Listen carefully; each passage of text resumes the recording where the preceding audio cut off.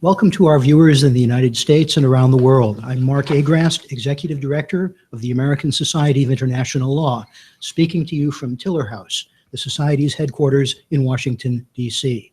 Today's webcast, the fourth in our series on international law and the Trump administration, will feature an expert discussion on the future of environmental agreements.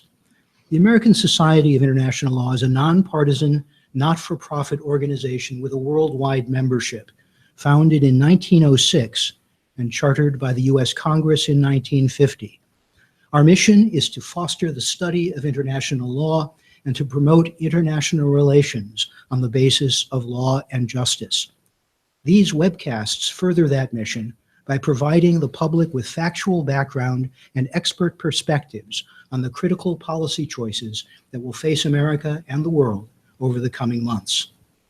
Over the past several decades, international organizations and nation states have entered into agreements of various kinds to mitigate environmental harms, including air and water pollution, the collapsing ocean ecosystem, vanishing forests and habitat, species extinction, the spread of hazardous chemicals, ozone depletion, and global climate change. The Trump administration has indicated that it may seek to withdraw from a number of multilateral environmental agreements, including the Paris Agreement, signed by President Obama in 2016, and the UN Framework Convention on Climate Change, signed by President George W. Bush and ratified by a unanimous U.S. Senate in 1992. We're fortunate to have with us today two experts who served in senior positions in Republican and Democratic administrations, where they were responsible for representing the U.S. government in environmental negotiations and developing and implementing U.S. environmental policy. It is now my pleasure to pass the microphone to our moderator, who will introduce our speakers. Michael B. Gerard is the Andrew Sabin Professor of Professional Practice at Columbia Law School, where he teaches courses on environmental law, climate change law, and in energy regulation. He is the director of the Sabin Center for Climate Change Law and chairs the faculty of Columbia University's Earth Institute. We are delighted to have him with us. Michael Gerard. Thank you very much, Mark. It's a pleasure to be with all of you today virtually. Every presidential administration has its own policies on international law and environmental law, and obviously the Trump administration is no exception. We're here today to explore the future of international environmental agreements under the Trump administration. After I introduce each of our two expert panelists, I'm going to start asking them questions about what is generally regarded as the most successful international environmental agreement of all time, the Montreal Protocol. Then we'll talk about climate change, the most important environmental issue of the day and probably for many years to come. And then we'll talk about some other environmental issues such as wildlife trafficking. Jennifer Haberkamp served in the Obama administration as ambassador and special representative for environment and water resources in the U.S. Department of State. Before that, she spent almost 10 years as assistant U.S. trade representative for environment and natural resources in the Clinton and George W. Bush administrations, and she directed the Environmental Defense Fund's International Climate Program. Claudia Mcmurray is president and CEO of Mainstream Green Solutions, LLC. She's an environmental lawyer, diplomat, and policymaker. She's represented corporations, venture capital firms, NGOs, including the Prince of Wales and his International Sustainability Unit. In government, under the George W. Bush administration, she served as Assistant Secretary of State for Oceans, Environment and Science in the front office of U.S. EPA Administrator Christine Whitman, and as counsel to the Senate Committee on Environment and Public Works. So as I indicated, the most successful the most successful environmental treaty is probably the Montreal Protocol on substances that deplete the ozone layer. It was negotiated in 1987 under the Ronald Reagan administration, after scientists found that the release of certain chemicals into the atmosphere, particularly chlorofluorocarbons, was damaging the stratospheric ozone layer, which protects us from dangerous solar radiation. So the Montreal Protocol is leading to the phase out of various chemicals. The U.S. has been an active participant in this ongoing process. It turned out that one class of chemicals that became a substitute for the phased out chemicals, HFCs, although it's safer for the ozone layer, is also a potent greenhouse gas and therefore is very bad for climate change. And so negotiations on HFCs culminated last year in an agreement negotiated in Kigali, Rwanda, leading to the reduction in the use of HFCs. So my first question is, what was so led to the great success of the Montreal Protocol? Why has that worked so well? And does that success have lessons for other environmental negotiations going forward? Who would like to start? Well, I'll take a crack at it only because I cut my teeth in the State Department on the Montreal Protocol. And it really, even in the 2000s, before we looked at it in Kigali, it was looked at as the example for every environmental agreement. Unfortunately, it doesn't get followed very often. But here's what I think contributed to the success, Michael. First of all, there was clear science that there was a problem. And I would say not only clear science, but science that the public could understand. That's where I might distinguish it from climate change. There's clear science there, but maybe it's not quite as immediate in some people's mind, and so they push it away. But in the ozone layer, people thought, oh my goodness, I could get skin cancer, I should put my hat on, I should put sunglasses on, you know, those kind of things that the average person can really identify with. So there was political support for doing something, and that went all the way up to President Reagan. I also have to mention that the industry was supportive of some kind of an agreement here, and that was crucial, both because they manufactured things that were being phased out, and they were coming up with some of the alternatives that could be phased in. So that was crucial.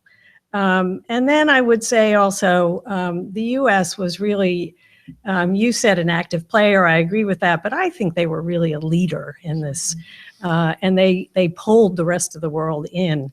And sometimes in some of these other agreements these days, maybe we don't have that. But I want to mention one other thing, because you say it's an example, and it is. But I worked in the State Department at a time when the Montreal Protocol was in a little bit of a crisis. The U.S. needed an exemption from some of the requirements very, very badly for a chemical called methyl bromide. We had strawberry and tomato manufacturers in California and in Florida who were very vocal about the fact that there was no alternative and this would put them out of business. So my job, and I was very, very new at the time, was to go get an exemption that would last several years and allow them to phase into something else when they could figure out what that was. And it was not a happy time at the Montreal Protocol. Almost every other country was fighting with me about that, and we had a real effort to have a consensus, and for at least a year we couldn't get one. So I'm pointing this out because it proves to me how resilient that treaty really is, because we had 3 or 4 years of nasty battles, and we got over it. And the U.S. got their exemptions, but eventually we found alternatives, and we showed that treaty could really work. So I've gone on a bit longer than I wanted to, but I wanted you to understand that there's a lot here that I think we can take to other places and maybe make successes out of those agreements as well. Jennifer? If I could add, I'd very much agree with Claudia for what the factors are that really made it possible to negotiate the agreement in the first place. I think also It was a time when there weren't as many countries actively around the table. It was largely a US-European negotiation, whereas now and in the climate sphere, there's so many other countries who are major players. But otherwise, I think those are really the right points. I think another thing is you look at past the initiation of the agreement and its implementation over time, your methyl bromide example is one example of the flexibility built into the protocol. Countries there's a culture there of going back and finding ways to address concerns along the way, to give countries more time if they need it, that sort of thing. But I think it's also there are a couple other factors. One is that it includes something called the Multilateral Fund, which countries donate to so that there's a fund of money available to help those who need it implement their obligations. And that's been worked very well over time. There's also a technical and economic advisory panel, which includes scientists and people from the business community who provide kind of a rigorous and accepted basis of knowledge and information by which decisions to implement the agreement work going forward. And also, I think because it's been small, it's until the last year operated in somewhat relative obscurity. There was a real culture there too. I was so struck at one of my first meetings last year when they opened the meeting by saying, let's pause for a moment to remember those of the Montreal Protocol family who we've lost since the last meeting. You don't get that in the Paris climate talks, trust me. And then I guess, if I may, I'd like to move on to why we got the Kigali Amendment. Okay. In terms of also the success of the protocol. And there, I think it was, again, very much the US leadership, though it took 7 years for us to get countries to even agree to negotiate the Kigali Amendment about HFCs. Other countries very much wanted it in a different forum. And also, we pretty much had to wait until after Paris because countries didn't want to give up any of their negotiating leverage for the Paris negotiations in the HFC context. Mm-hmm. But once Paris happened in 2015, then countries had a year through this last October to negotiate the Kigali Amendment. And partly it was the fact of Paris and kind of a self-reinforcing. Everybody through 2016 wanted to show that Paris was not one-off, that there was momentum, that we wanted to get Paris entered into force, and we wanted to successfully achieve the other key climate objectives over the year. So there was a strong international support for it, and again, very strong US leadership and frankly Chinese leadership. The first meeting between President Obama and President Xi of China at Sunnylands in 2013 was an agreement to negotiate together the HFC amendment. And then the Paris agreements followed from that. So again, it was a positive example of where those two very complicated countries with very complicated relationship could find common ground and work together. And as Claudia alluded to, we had the situation where the company that was the dominant manufacturer of CFCs found an alternative that it could make and make money from making. And that had a significant effect on the dynamics that were involved. And also with Montreal, we did not have an industry arise that was in the business of trying to deny the science, which is a big difference from what we have. So speaking of climate change, it's now been 25 years since the UN Framework Convention on Climate Change was negotiated. It was signed by the first President Bush. It was unanimously ratified by the Senate during his administration, and it set the overall framework and objectives, but it didn't specify how to achieve those objectives. That was left to the Kyoto Protocol in 1997, but the Kyoto Protocol did not require the rapidly developing countries like China and India to reduce their greenhouse gas emissions. So partly for that reason, the Senate opposed that, and the U.S. never signed on to the Kyoto Protocol. Years of negotiations followed, and as noted in December 2015, the Paris Climate Agreement was negotiated.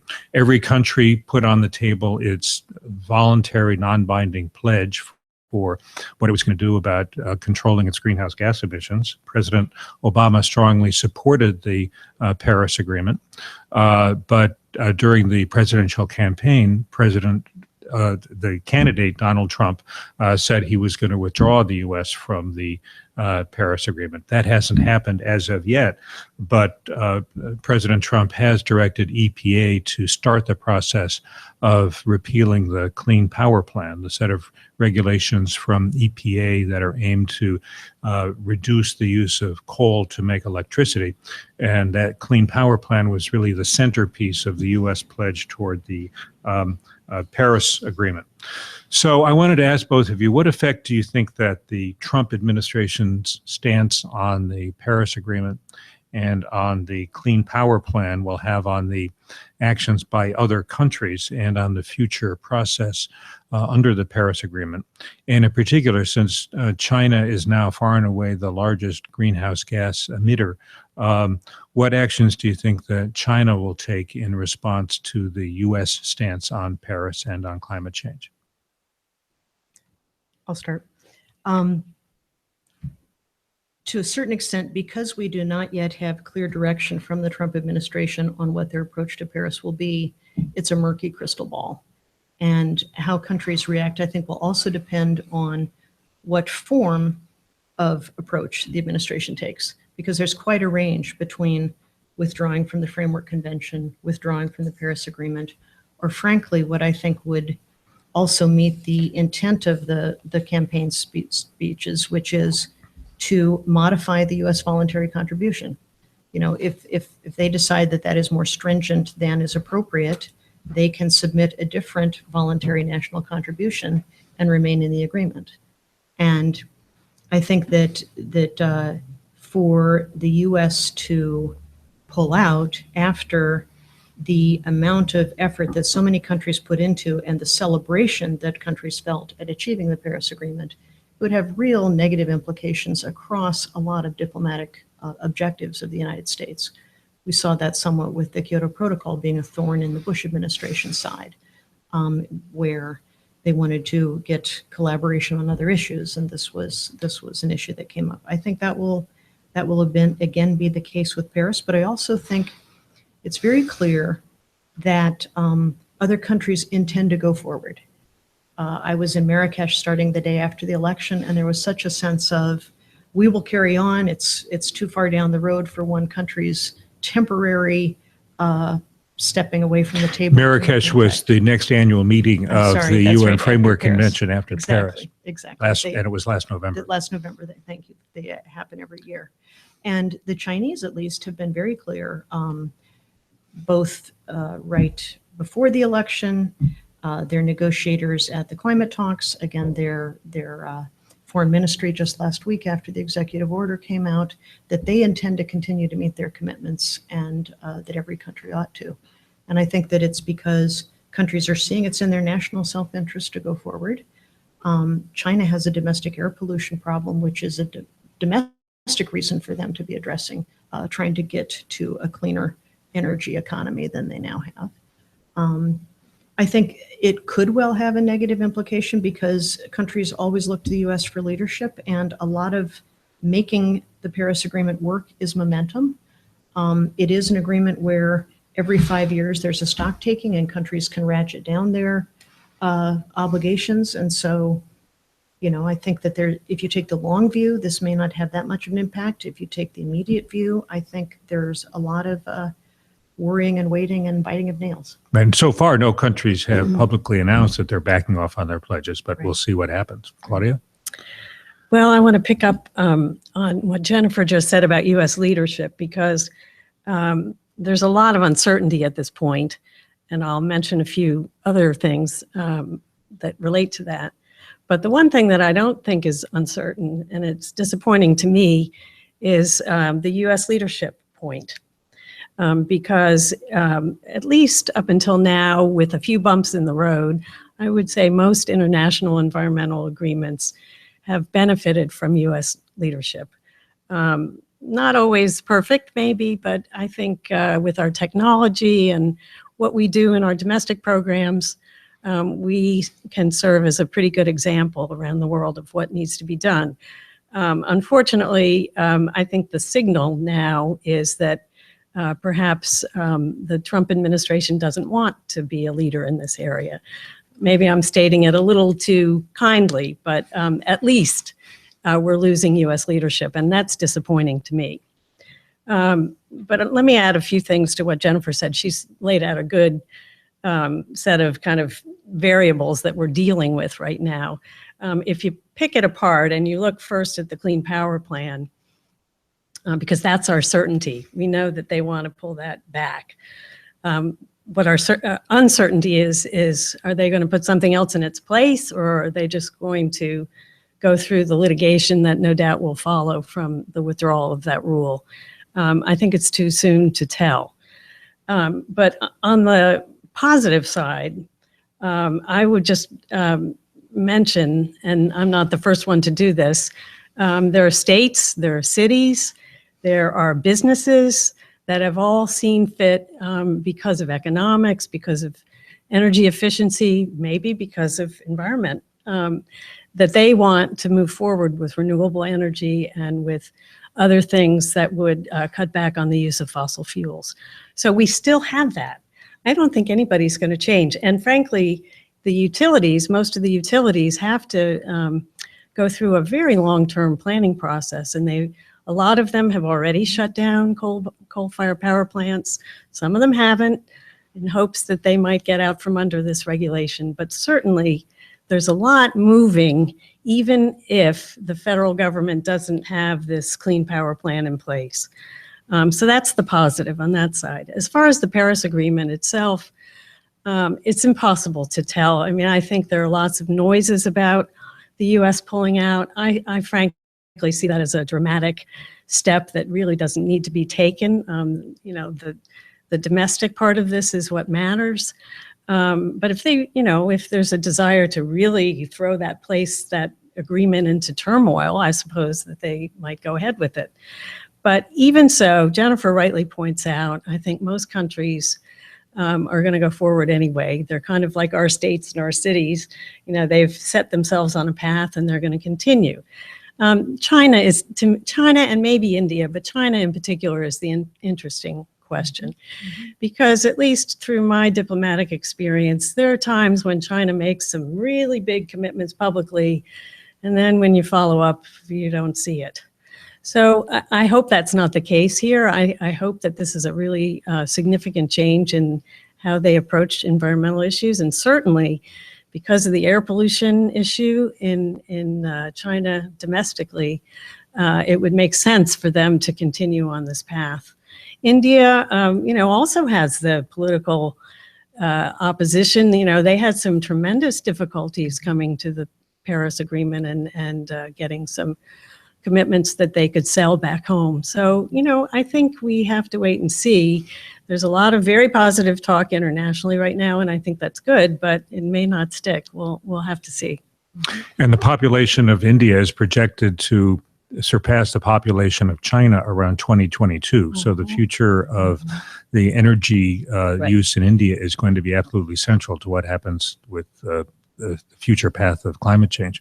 That's true. So speaking of that, as we all know, in 2009 at the Copenhagen Climate Conference, the objective was set of trying to keep the increase in global average temperatures within 2 degrees Celsius, 3.6 degrees Fahrenheit, above pre-industrial conditions. In Paris, that ambition level was increased to try to be well below 2 degrees and try to be as close as possible to 1.5 degrees, because at 2 degrees, the small island nations will be underwater and all kinds of terrible things would happen. What do you think will be the effect of the Trump administration stance on Paris and on climate change generally toward the likelihood of achieving these Paris objectives on global temperatures? Well, I think it's important first to note that even when Paris was agreed and countries had their national contributions on the table, it was recognized that they did not add up to achieving 2 degrees. So it's always been understood that more has to be done, both over time as Paris parties find the technologies, the market signals, the will to become more ambitious, but also for important activity to take place in other fora, like the Montreal Protocol we discussed earlier, like the agreement on aviation that was achieved last year, like what states are doing, what the private sector is doing. So there's a lot of other activity that is expected and needed to contribute to that. I think that a lot of what the Clean Power Plan would do with the power sector, a certain amount of that is already happening just because natural gas prices are low. I guess I'm concerned about some of the other places they might pull back, such as the rules to capture fugitive emissions of methane from the production of natural gas, or fuel efficiency standards for cars, which frankly would help people be able to drive their cars for much cheaper. You know, these are all sort of things that have good policy reasons to be done in addition to climate objectives. So I think it's not entirely clear, but I think also the U.S. objective of 26 to 28% below 2005 levels by 2025, that's the technical U.S. contribution, that was for a 2025 target. And every 5 years, there'll be another target. So again, I think if you want to try to look at this optimistically and take the long view, there are ways to correct what I think right now is a very concerning potential deviation from the policy direction we ought to be on. Did you want to add anything to that? The only thing I would add, I completely agree on the temperature goal because, as Jennifer pointed out, no one thought that what they agreed to in the first place was going to get there. I guess what I would add to Jennifer's list of things that are possible items of concern are the U.S. funding of either the Green Climate Fund, which helps developing countries not only combat climate change as a matter of adapting to it, but also to develop technologies for actually battling it. Also, any of the U.S. funding that might go to any of the multilateral development banks, to the international panel of scientific research that is done, the framework convention itself. I mean, there are all sorts of layers of climate funding there, some more important than others, that might cause other countries to have to slow down their own progress because they don't have the funding. That's still very much up in the air, but it's something I think we all have to be looking at. And the Trump administration has already started wiping out some of the rules on methane releases, and it has started a process to rethink the corporate average fuel economy standards for motor vehicles. We'll see how that turns out. So, Claudia, you mentioned the Green Climate Fund, and of course, in Copenhagen in 2009, the developed countries pledged a total of $100 billion a year starting in 2020 for both mitigation, reducing greenhouse gas emissions, and adaptation, coping with the climate change that is happening. They didn't specify who would pay what. That agreement, that pledge was repeated in Paris, and a few more details were put on it. But the higher the temperatures go, the more adaptation we're going to need. But President Trump has made it clear that he doesn't think the U.S. should be giving any money to the clean climate, to the Green Climate Fund. So, Claudia, you talked about that briefly. Jennifer, do you have any reactions to the overall impact that seizing contributions to the Green Climate Fund may have internationally? Sure. I think it will be taken very badly. The agreement to the $100 billion in Copenhagen and its restatement in Paris last year were important signals to the developing countries that they would get help in addressing this problem, especially on the adaptation side as well as the mitigation side. As you said, the $100 billion was never expected to be all scarce public finance. A lot of that was mobilizing the private sector, leveraging public money to contribute to that. But the U.S. contribution that was announced to the Green Climate Fund was kind of seen as a down payment of trust. And to step away from that, I think is negative, not only for the U.S. role in the climate negotiations, but also, again, the U.S. role diplomatically and globally, because for so many of these countries, climate finance is also, frankly, development finance, or it is the sort of public assistance you want to help countries with as they're dealing with the very negative effects of climate change, which, if they can't deal with those, lead to instability and raise national security concerns, I would think, for the United States as well. So I think especially on the adaptation side, there are very clear lines you can draw back to U.S. national self-interest that go well beyond climate change. So does this go to the role more generally of soft power in international relations and the effect that cutting back on these commitments may have on the degree of soft power that the United States is able to exercise? Well, I would say yes. It's hard to measure. I've always been a fan of soft power, partly because the work I did at the State Department was pretty much all soft power. And can you say a word about just what that is? Yes, certainly. I think actually Americans probably don't understand the environmental diplomacy that goes on at the State Department, and Jennifer also was able to see it in the Bureau of Oceans, Environment, and Science, housed in the State Department. It was created by Congress. One of the few bureaus in the State Department created by Congress because they thought there was a very important environmental role for the State Department to play internationally. But when I say oceans, environment, and science, there is so much there. So you have oceans, you have protection of fisheries, you have everything that you could think of in the way of environmental protection: air, water, natural resources, chemicals, forests, wildlife.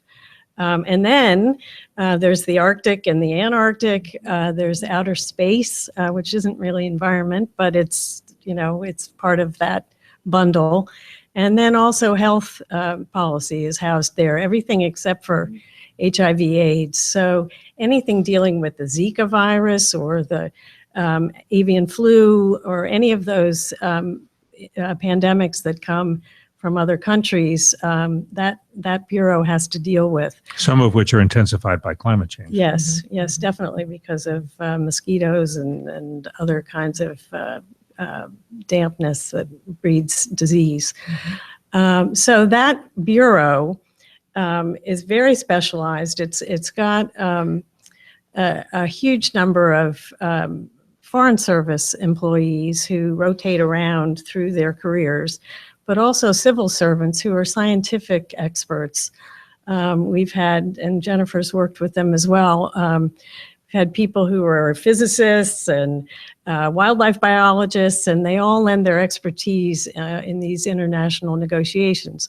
So really what the Assistant Secretary does is act as the U.S. Face for environment overseas, if I can put it that simply. So you're the environment minister at most of these meetings that are either held by the UN or by the G8 or the G20 or even bilateral meetings. So it's quite a hefty portfolio, and it's very, very difficult. The president sets your priorities, but then you have to decide what other priorities you have if you have any time left over. So Could I build on that? Sure. Sorry. Just a couple of things. One is one of my favorite examples of what you wouldn't necessarily know is housed in that bureau is within the people who deal with outer space, they're negotiating so that our GPS system can talk to Europe's and can talk to Russia's and can talk to, and there's all this diplomacy that has to happen across a whole range of scientific and health issues in addition to what you might consider more conventional environmental issues. The other thing I think that is really important about the diplomacy of that bureau and U.S. environmental diplomacy generally is that many times when we have a rather difficult relationship with countries, environmental or scientific cooperation is one of the bright spots. It's one of the places that we can find an avenue to talk to each other and build from that to a better relationship elsewhere.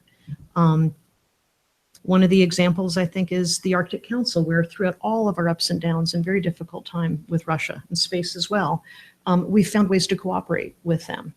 And I think that for the Foreign Service, the embassies, that sort of thing, they increasingly like working with that bureau at state because it's serving a need that there's an appetite for in the country that we're working with. Some of us are old enough to remember that before Richard Nixon went to China, the precursor of that was a series of ping pong matches. Same And idea. so we had ping pong Yeah. diplomacy Uh-huh. that led to communications between two countries that really hadn't been talking to Yeah. each other. Mhm. And they could communicate about something trivial, but that it led to something much more important. Well, if I may, I'd like to give you an example of that. Jennifer is right on target. Every country that I ever had any dealings with always wanted U.S. scientific cooperation, always. And technology, all of that is so key to our identity overseas. So when Libya gave up its nuclear weapons, and Gaddafi was still alive, they said, okay, we want something in return for doing that. And who's the first person who went over? Me, scientific cooperation, because they wanted renewable energy. They wanted nuclear energy also, but they wanted energy and things that would bring them into the 20th century, much less the 21st century. So that's an example to me of pretty hard, soft diplomacy, but it's how we make breakthroughs sometimes with countries that we haven't communicated with before. So another area where there are quite a few international agreements concerns wildlife trafficking. One example, of course, is that there are large numbers of elephants that are killed in Africa for their tusks. And there are international agreements on that, as well as tropical fish and many other kinds of threats to illegal wildlife trafficking that are a real threat to biodiversity. What do you think will be the effect of the policies of the Trump administration on the future of international agreements on wildlife? And let me extend the question also to fishing, to illegal fishing and overfishing and so forth. Well, I'll take a whack at that. I think it's a lot clearer for wildlife than it is for fish, although I think it's just because it's early on the fish side of the house. But wildlife trafficking has gradually really grown in importance as far as an element of U.S. foreign policy because of this tremendous uptick in killing of elephants and rhinoceros in many parts of Africa that never saw it before. Really starting in about 2010, 2011, it was just an enormous increase in the slaughter. And what people were finding was it wasn't a local criminal organization anymore that was trying to get elephant ivory and rhino horn. It was transnational organized crime that was involved in other kinds of crime that we're battling, like drugs and trafficking in people, weapons, you name it pretty much. It's just, you know, whatever the criminal activity of the day is, it might be wildlife one day and drugs the next. So it was becoming clear that, and this happened in the Obama administration, that this really needed to be addressed more as a matter of national security, in addition to wildlife conservation. And this is an example. We talked earlier about successful multilateral agreements. This is an example where we have an agreement, the Convention on International Trade in Endangered Species, CITES, which has been around since the 70s. And it's had its ups and downs. It regulates trade, and it regulates it more when a particular species is on the brink of extinction. And unfortunately, we have a lot of them now. But it became clear, I think, to a number of parties to CITES that the slaughter of elephants, the slaughter of rhinos, and the tiger threats that were also going on were not, that CITES wasn't capable of addressing it by themselves, that really the countries needed to come together and do more. So the U.S. again, I'm happy to say the U.S. was very much a leader there, along with the European Union, UK, and China coming to the fore. And also, part of my work as a consultant, I helped organize what became the London Conference on the Illegal Wildlife Trade, which Prince Charles and the British Prime Minister hosted. And I'm citing this as an example of, times when we hit a crisis where an international agreement isn't enough, and countries decide to come together and make bigger commitments than they do in that multilateral fora. So I think we're making a lot of progress there. There's been a mention in one of the Trump executive orders on transnational organized crime that wildlife is an element of it. So to me, that's a promising sign that they'll continue this work. But we need to wait and see whether all the items in the Obama executive order survive. I know it's very popular in Congress, so hopefully Congress will help push it along also. I just very briefly add to Claudia's great description of where we are on wildlife trafficking, that another reason to care about it is, again, the idea that helping countries with their economic development is of a national security interest to us. And for a lot of the countries in Africa that are losing these great big, incredibly popular animals is tourism. You're losing out on one of their major sources of income if you don't have the animals that people pay a lot of money to go safariing to see. So in addition to just the biodiversity horror show, there are other very strong economic reasons to be concerned about this. Maybe I'll touch on illegal fishing, because I think that's another place where there's been a positive story, and hopefully will continue a positive story because of bipartisan support around the issue. The U.S., again, showing our leadership narrative here, has been for a long time an advocate of addressing illegal and underreported fishing around the world. A very large proportion of the fish that are sold internationally either were caught in places they shouldn't have been caught or are mislabeled. And that undercuts those who play by the rules, which U.S. fishermen generally tend to do. So we pushed for many years for the negotiation and successfully achieved finally something called the Port State Measures Agreement. The U.S. Senate ratified it in, I think it was 2014. It's one of the few examples of recent ratification of an environmental agreement. We got legislation to implement it, and the U.S. joined it, and it entered into force this past year. So I think there is a recognition of that as, I think, a bright spot in areas of international cooperation among shared interest. Can you say a word about what's so bad about illegal fishing? That it's not just a technical violation, but that it has consequences? Well, often what it means is that an area is being overfished at a level that isn't sustainable, so that you won't continue to have a particular species of fish available for commercial use if its stocks crash. Another thing is that there's been, again, a bipartisan history of the creation of marine protected areas. George W. Bush created one of the very first big ones around the Hawaiian Islands and the Pacific, and Obama has continued that. Other countries have joined in. These are areas that are not only important for maintaining biodiversity, but also fish stocks that can then replenish the areas where you can fish commercially. If folks go in, if boats go in and fish in those areas illegally, that's a problem. Also, if boats go and fish in areas where they don't have licenses or aren't allowed to fish, then it may well be that some of the big, very effective factory fish boats from countries that aren't following the rules take away the substance, the essential fish that are feeding people in poor countries along the coasts.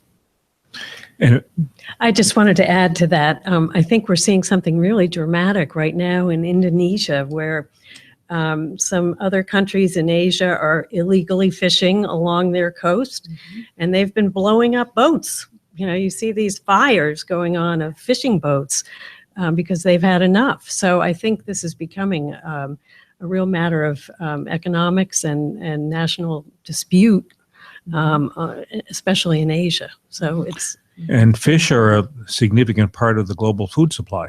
Absolutely. And if certain fish species or populations are wiped out and you can no longer get them, then that has all kinds of international food security implications. Are there threats to fish stocks beyond overfishing? Are there environmental things happening that are posing additional dangers to the overall potential supply of fish as a food source? Absolutely. One is marine pollution. We've discovered that a lot of plastics persist in the ocean environment in a way that I don't think was entirely understood or expected. And so there are a lot of creatures ingesting them. Not only are they killing those species, but you've got the sometimes rather toxic residues of these plastics in what people are then eating. Another theme that we've already talked about, again, is climate change. The acidification of the ocean is making it harder in some places for species to survive. You see the bleaching of coral reefs. That's a problem with the temperature change. Also, frankly, even on our own U.S. Eastern Seaboard, some of our important fish stocks are moving north to cooler waters, because as the water is warming up the coast, you aren't necessarily finding lobsters off the coast of Boston. You may have to go all the way up to northern Maine. So very immediate impacts from climate change as well.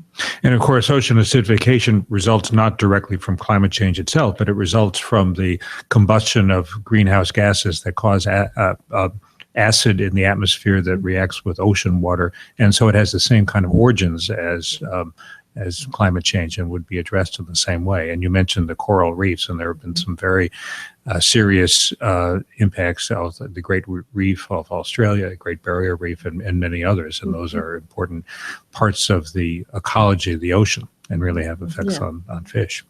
Don't forget about plain old water pollution too, either mercury or other pollutants that are affecting fish stocks. I mean, it's just, there's so much pressure coming from so many different directions that it really, I think up until maybe 10 years ago, people thought, well, the ocean is just out there and it'll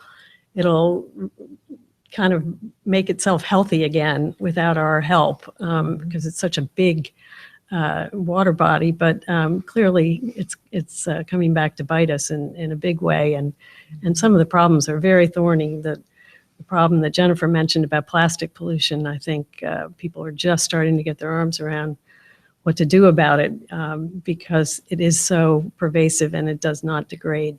That's right. Another area where there have been a lot of international negotiations concerns the Arctic.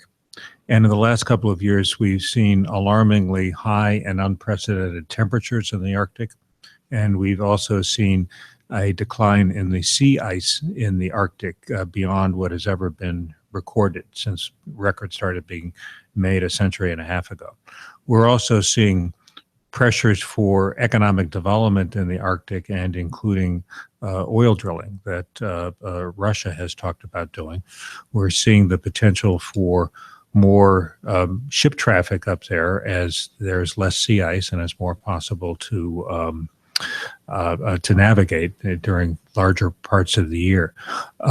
In the current administration, do you see any changes in what the U.S. policy has been on the Arctic? Do you see prospects for more or less international cooperation with respect to the Arctic? I think that's another space to be watched, but we should get some signals fairly soon. My sense is that the U.S. is continuing the policies that it established in its agenda for its leadership. There's an entity called the Arctic Council of the countries that all border and have land in the Arctic. And the U.S. is in May going to complete its 2-year leadership of that body. And there's a fairly broad agenda there, but again, I think that is an interesting international institution for global cooperation. It's where we have worked well with Russia as well as the European states that have Arctic land. The Arctic countries got together a couple years ago and came up with at least a temporary moratorium on fishing in the waters that were being opened up as the ice was melting. I don't think they've nailed that down completely yet. There's more work to be done to solidify and strengthen that ban. But what I think also is very interesting is who are observer states to the Arctic Council. China is an observer state to the Arctic Council. China is building icebreakers. There are countries that want to exploit that as the next place for not only fishing, but the oil and gas and the other mineral resources. Probably will make us, again, very much rue that we are not a party to the Law of the Sea agreement, which is going to govern a lot of that in ways that would have been in our interest. So I'm hoping that it will be a place where our national self-interest makes it obvious to stay an active and constructive participant. To answer your question, Michael, I think I would take a step back. Think back to 2007, not so long ago. I was, as I mentioned before, I had the Arctic in my portfolio. I wasn't sure what I was supposed to be doing about it. And then I started to talk to some of the other Arctic nations. Now, Jennifer mentioned the Arctic Council. That's 8 countries. There's also a subset of those 5 countries that actually have coastlines that face into the Arctic Ocean. But 8 countries is fair, but everybody cares about the Arctic now because of the melting and because of the opportunities that that provides. So 2007, I started to hear Russia was developing an Arctic policy. Norway was developing an Arctic policy. So the more I nosed around, I realized that the US might be the only one that didn't have an Arctic policy. And that we better hustle and get in there and have one, a strategy of how to deal with this whole changing area. Because before that, really, the US orientation and the Russian orientation was military. Mm-hmm. We were running our subs up there, and that's all anybody ever did because it was all just a bunch of ice. And then we had Alaska, of course. So just thinking back on that, change that you had to make, an adjustment in your thinking as to how do you deal with this now that you have all the Arctic nations interested in the fish, in the energy, in keeping it clean and pristine because it's such a unique environment, maybe more tourism, airplanes flying over it, they could crash, what happens then, who rescues them, all sorts of new things that nobody was thinking about. So US before George W. Bush left in 2009, I think it was maybe the second to the last thing he signed, was an Arctic policy, which then President Obama continued and embellished upon. Certainly with the 2 years of leadership in the Arctic Council, there was much to broaden and deepen as far as what we were actually going to do up there. And in that time, there have been 2 informal but now, I think, binding agreements, one dealing with search and rescue in that area, another one dealing with oil pollution that would maybe be coming either from more shipping or from exploration. So there's some momentum there that I think is really important. Will the Trump administration carry on with that? I think the question will be, what will Russia do? Because, that's a place for Russia to flex its muscles. And, Russia is a complicated question right now as far as, our dealings with them. So we'll have to wait and see. But certainly from a military, if we had to go back, it seems to me from a military standpoint, we'd want to continue to have our presence felt in that area, not just because of Alaska, but because of the resources. So 2016 was really a banner year for international environmental diplomacy. We saw the entry into force of the Paris Climate Agreement in almost record time. Remarkable how many countries signed on to it so quickly. We've already talked about the Kigali Agreement under the Montreal Protocol. Another important agreement that was reached in 2016 concerned emissions from aviation. So could one of you talk about what that agreement was and what were the conditions that led to all this great progress in 2016 and what do you see as the future for that kind of momentum? I'll take a crack at that. And thanks for the question, because I think that the International Aviation Agreement is a great example of why international environmental diplomacy can sometimes very much be not only in the interest of global business, but an objective of global business. The international aviation and international maritime, in other words, shipping and international flights, are not covered by the Paris Climate Agreement. Those were left to the other UN bodies responsible for them. And for aviation, it's a body in Montreal called ICAO, the International Civil Aviation Organization. And I think that global civil aviation saw that they needed to be responsible and have an answer on climate change, not only because countries were looking to ICAO to do something, but also the industry expects to grow enormously, and it's already 2% of global emissions. And so how can they show that they are addressing climate change when emissions are kind of what they do, because they fly around and fuel is the main thing that they, it's very, very hard to reduce emissions from aviation. But the industry led, and the ICAO global organization adopted a goal of international aviation being carbon neutral after 2020. And the only way that they saw in the near term to get to that was to develop an international system for requiring airlines to purchase offsets from other parts of the economy where they could achieve emission reductions. That's in addition to other things they're trying to do, such as better air traffic control, because if you're not circling as much, you're not burning as much fuel. Improved biofuels for aviation. And also a year ago, February, there was agreement on new standards for aviation engines so that they would be more energy efficient. Mm-hmm. So that was another accomplishment. But this international agreement on offsets was one that was very much sought by the International Trade Association for Aviation and US airlines as well.